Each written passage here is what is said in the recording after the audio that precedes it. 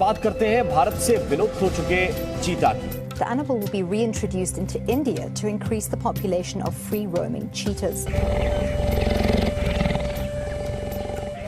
भारत भेजे जाने के लिए नामीबिया में 8 चीते चुन लिए गए हैं। अब उन्हें बाकी चीतों से अलग किया जा रहा है। हमने डार्ट फायर कर उसे दबा दी है। डार्ट दवा रिलीज करेगा और वो सो जाएगी।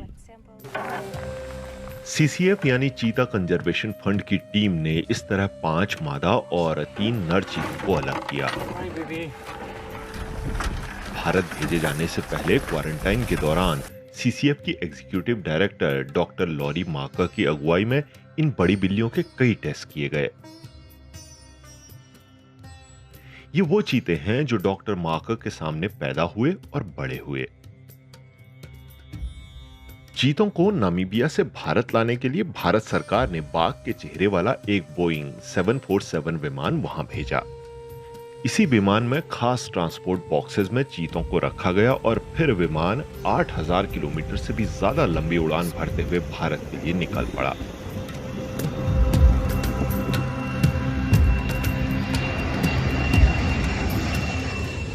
इस बीच मध्य प्रदेश के कूनो नेशनल पार्क में कई साल से चल रही तैयारियां भी पूरी कर ली गई। भारत में चीते यानी एक नई उम्मीद। 1972 को फिर से बसाएंगे। ईरान के साथ 1970 के दशक में इस पर बातचीत भी हुई, लेकिन मामला आगे नहीं बढ़ सका। अब जाकर ये सपना हकीकत में बदल रहा है, लेकिन ये हुआ कैसे? 2009 की कॉन्फ्रेंस के बाद उन्होंने मुझे मध्य प्रदेश के कूनो आकर चीता के लिए चुनी गई जगह देखने का न्योता दिया। वो बहुत बढ़िया थी। आहार अच्छी मात्रा में था। चीता के लिए वो एक परफेक्ट प्राकृतिक बसेरा था। फिर हमने वहां की सरकार के साथ एक मास्टर प्लान बनाया। मैं इसीलिए वहां थी।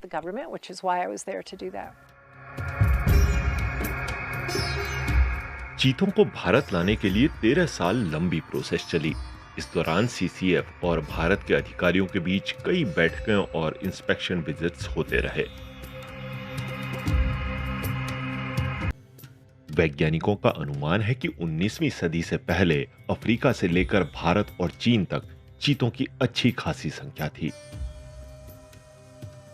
12वीं शताब्दी के कुछ दस्तावेजों में चालुक्य राजा सोमेश्वरा के कैदी चीतों का जिक्र है। कैद किए गए इन चीतों का इस्तेमाल शिकार के लिए किया जाता था। भारत में बादशाह अकबर के राज के दौरान भी हजारों चीते कैद करने के सबूत मिले हैं और ये सिलसिला आगे भी चलता रहा। शिकार करने वालों को ये बिल्कुल नहीं पता था कि चीते कैद में प्रजनन नहीं कर पाते हैं। भारत में ब्रिटिश हुकूमत के आते आते ज्यादातर चीते मारे गए। जो बचे भी थे उन्हें ब्रिटिश अधिकारियों की जंगल साफ करो की नीति उजाड़ दी गई। पर्यावरण इतिहासकार महेश रंगराजन के मुताबिक सिंध में ब्रिटिश हुकूमत चीते के शावक को मारने के बदले 6 रुपया और बड़े चीते को मारने के बदले 12 रुपया देती थी। 1947 में सरगुजा के महाराजा रामानुज प्रताप सिंह देव ने भारत के आखिरी 3 चीते भी खत्म कर दिए। इसके 5 साल बाद 1952 में आधिकारिक रूप से एशियाई चीतों को भारत में विलुप्त घोषित कर दिया गया। ऐसा ही हाल ईरान को छोड़कर बाकी एशियाई देशों का भी हुआ। लेकिन इसके कई दशक बाद अमेरिका में हुए एक एक्सपेरिमेंट ने भारत को नई उम्मीदें दी। चीता के लुप्त होने के पीछे मौजूद सबसे बड़े खतरे पर काम किया जा चुका है। ये कारण थे निजी शिकार और शिकार के लिए जबरन वन्य जीवों को कैद करना। ये खतरा खत्म हो चुका है। वाइल्ड लाइफ प्रोटेक्शन एक्ट देश में हर तरह के शिकार को रोकता है। हमारे पास ऐसे कई संरक्षित और बड़े इलाके हैं जहां चीतों को बसाया जा सकता है। वैसे तो बाघ जंगल के इकोसिस्टम में बहुत ऊपर है, लेकिन ऐसे कई सूखे, मैदानी और खुले इलाके हैं जहां बाघ नहीं है। वहां कोई शानदार शिकारी जीव नहीं है जो पुनर्वास के लिए फंडिंग को भी खींचे। चीता को फिर से बसाने से पूरा इकोसिस्टम दुरुस्त होने लगेगा।